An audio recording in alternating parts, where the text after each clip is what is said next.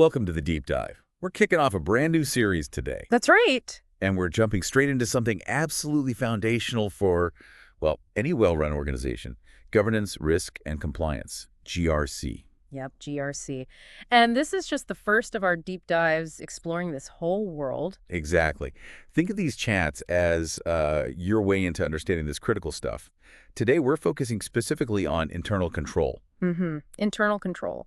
For this, we're drawing on a couple of key sources, some material from ISEG Lisboa, their Economics and Management School, But from their 21-6-2017 course on auditing and internal control, and also an article from Polo de Conocimiento from June 2022, looking at the importance of internal control audits in business management. right. And look, internal control, it might sound a bit dry, maybe something just for the accountants. People sometimes think that, yeah. But honestly, getting a handle on this is like getting a look under the hood of how any organization actually works. It really is. If you want to know how they protect their stuff, make sure their information's reliable, stay out of trouble with regulations, internal control is key. It's central. So let's dive in. What is internal control exactly? Okay, so a really helpful starting point is the definition from COSO. That's the Committee of Sponsoring Organizations of the Treadway Commission. COSO, right. Heard of them? They basically describe it as a process, and it's designed to give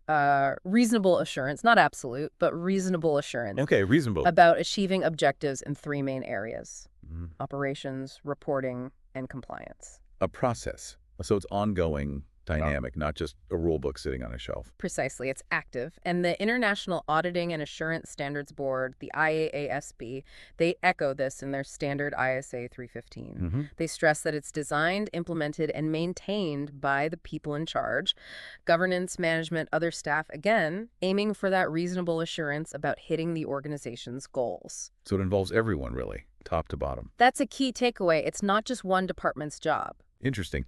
Now, you mentioned controls within that. What does that specific term mean here? Yeah, good question. Simply put, controls refers to, well, any aspect, any policy or procedure that's part of one or more of the components of this whole internal control system. Okay. We'll get into those components in a bit, but think of a control as any action taken to help make sure things go according to plan and objectives are met. Got it. Actions to stay on track. Oh. So we have a definition. But why should someone listening care? Why is this relevant? Well, its relevance really hits home when you look at auditing. ISA 200, another auditing standard, basically mandates it. Mandates what? Mandates that auditors have to understand their client's internal control system. It's not optional. Right. Why is it so crucial for them? Because that understanding is absolutely fundamental to identifying and assessing the risks, specifically the risks of material misstatements in the financial statements. Material misstatements like big errors. Big errors or even fraud, yeah. Things that could actually mislead someone reading those financials. Okay, so it's a cornerstone for the auditors. How does the quality of a company's controls affect what the auditors actually do? Oh, it has a huge impact, a direct impact. If an auditor looks at a company's system and finds it's, well-designed, operating effectively. Solid controls. Exactly. Then they can have more confidence that the financial information is likely reliable. This usually leads to assessing the control risk as lower. Lower risk. Meaning the auditor might be able to do, say, less extensive detailed testing. They can rely a bit more on the system itself. Makes sense. If the internal checks are good, you don't need to double-check everything externally quite as much. What if the controls are weak, though? Well, that's the flip side. If the controls are weak, missing, not working properly, the auditor assesses control risk as higher. Higher risk, more worry. Right. It signals a greater chance of those material misstatements slipping through, so the auditor has to compensate by doing more work. More in-depth testing, more substantive procedures, looking closer at the details to get the assurance they need. Okay, so it directly impacts the audit effort and focus. Now, COSO, you mentioned, also lays out the main goals of internal control. What are those? Yes. COSO identifies three core objectives. First, effectiveness and efficiency of operations. Basically, is the organization achieving its mission without wasting resources, running smoothly? Okay, good operations. What's second? Second, reliability of financial reporting. This is about ensuring the numbers, the financial statements, the reports are accurate, complete, trustworthy. Crucial for investors, lenders, everyone. And the third? Third, compliance with applicable laws and regulations. Pretty straightforward, making sure the company plays by the rules. Operations, reporting, compliance. Yeah. Got it. Yeah. Can you give us some concrete examples? What kind of activities actually are internal controls? It still feels a bit abstract. Sure, sure. Think about everyday things. Adhering to management policies, just following the company handbook, that's a form of control. Okay. Physically protecting assets, like locking up inventory, restricting who can access cash, having security cameras, that's controls. Right, asset protection. Using technology, maybe software, to flag unusual transactions that might indicate fraud, that's a control activity.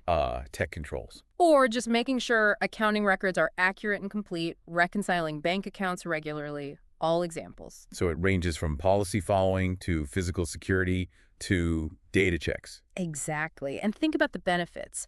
Good operational controls, they prevent errors, yeah, but they can also free up time and resources.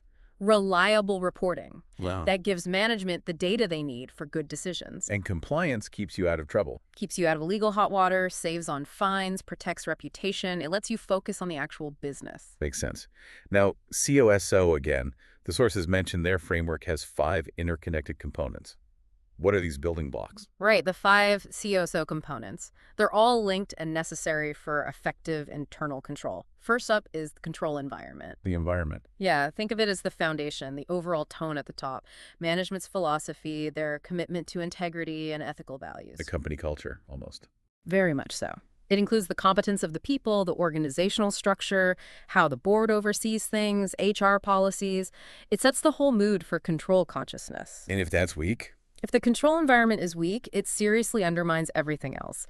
Even if you have great specific controls elsewhere, a poor ethical tone or lack of accountability at the top can just negate them. So the vibe really matters. What's component number 2? Number 2 is risk assessment. This is all about the organization identifying and analyzing the risks that could potentially stop it from achieving its objective. Finding the potential problems. Exactly. Looking both internally, maybe risks from new IT systems, staff turnover, and externally new competitors, changing regulations, economic shifts. Like what specifically? Could be the risk of getting financial forecasts wrong, or maybe failing to meet environmental standards, or, the ever-present risk of a cyber attack. Okay, identify the dangers. Yeah. Then what? Then comes component 3, control activities. These are the actual actions, the policies, and procedures put in place to address the identified risks and ensure management directives are followed. This is where the examples you gave earlier fit in. Precisely. Things like segregation of duties, making sure one person doesn't handle, say, authorizing a payment, recording it, and having custody of the asset. Splitting up sensitive tasks. Right. Also, requiring proper authorization for transactions, physically securing assets and records, doing independent checks like bank reconciliations or inventory counts, performance reviews. Lots of practical actions there. Okay, what's number 4? Number 4 is information and communication. This is about the systems and processes needed to capture and exchange the information people need to do their jobs. Getting the right info to the right people at the right time. You got it. Ensuring information flows effectively up, down, and across the organization. The accounting system is obviously a huge part of this, providing key financial data. But it's broader than just the accounting system. Oh, yes. It's how sales talks to production, how HR communicates policies, how management gets operational reports. It's the whole information network. Right, yeah. And the 5th component. The 5th and then the final one is monitoring activities. This is about checking that the whole system is working effectively over time. Checking the checkers. Kind of, yeah. It involves ongoing evaluations like regular management reviews or separate evaluations like internal audits, or maybe a mix of both. So making sure the controls are actually present and functioning as intended. Exactly. Are we doing what we say we're doing, and is it working? Documenting procedures in manuals helps here, as does periodic testing. Okay, so control environment, risk assessment, control activities, information and communication, and monitoring. The 5 pillars. Now, you touched on company size earlier. How do the challenges differ for, say, a small shop versus a huge corporation? Yeah, the challenges are quite different. Small businesses often struggle with that segregation of duties thing we mentioned, just not enough people sometimes. Hard to split tasks with only 3 employees. Exactly. They might also have less formal documentation, fewer written policies. It can make them seem a bit more fragile, potentially more reliant on the owner's direct oversight. Which can be a control in itself, but maybe not scalable. What about large companies? Large organizations. Yeah. Well, with the sheer volume of transactions and complexity, they need formalized, often automated, control systems.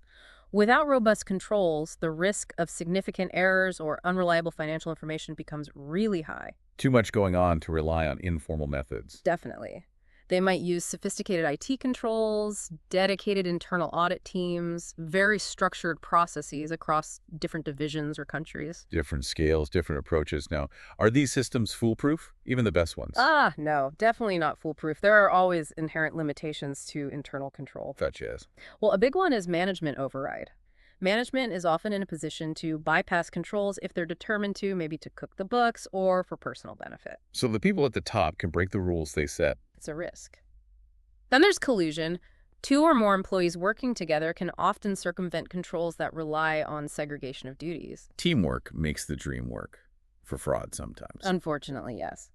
And finally, there's always the cost-benefit consideration.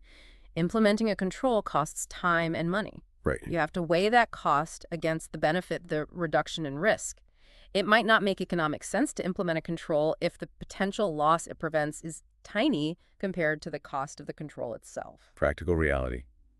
Can't spend $1 million to prevent a $1,000 error? Precisely. So reasonable assurance, not absolute. Got it. Now, the sources also talk about a growing focus on internal control. Why the increased attention? Well, a lot of that stems from some major corporate failures back in the early 2000s. Think Enron, WorldCom. Right, huge scandals. Huge scandals. And they really highlighted just how catastrophic the consequences could be when internal controls were weak or, frankly, non-existent. It shook confidence in the markets. A massive wake-up call. Absolutely. It showed the impact on investors, employees, the whole economy. There was a clear need for stronger safeguards and more accountability. And that led to regulatory changes. It certainly did, especially in the U.S. with the Sarbanes-Oxley Act of 2002, often called SOX. SOX, yes. Yes. What did that do regarding controls? SOX introduced major reforms. A key part, Section 404 specifically, required the management of public companies to assess and publicly report on the effectiveness of their internal controls over financial reporting. Management had to sign off on it. Yes, and it also required the company's external auditors to audit and provide their own opinion on management's assessment. It really elevated the importance and visibility of internal controls. Made it a legal requirement, essentially, for those companies. Was this just a U.S. thing? No, not entirely. While SOX was U.S. legislation, the underlying principles resonated globally. We saw similar moves and requirements emerging in the European Union and, as one source notes, in Portugal too, particularly for financial institutions and listed companies. So a broader international trend towards demanding stronger internal controls. Definitely. A recognition that it's crucial for market integrity and stakeholder protection. Okay, let's pivot specifically to the auditor's role again. How do they actually do this risk assessment and evaluate the controls? What's the process? It starts with understanding the client deeply. Their industry, their business model, how they operate, the external pressures, the internal culture. Clear the context. Exactly. And a massive part of that is gathering information about the internal control system. How do they do things? How do they get that info? Through various ways. Reviewing documents, policy manuals, organization charts, process flow charts, conducting interviews with management and key staff, observing procedures being performed. Watching how things actually happen. Right. They're trying to build a picture of the control environment and the specific control activities relevant to the audit. Okay, they've gathered the info, they understand the intended system. What next? Then comes the assessment of risk. Based on that understanding, they identify where things could go wrong in the financial statements, the risks of material misstatement. Okay.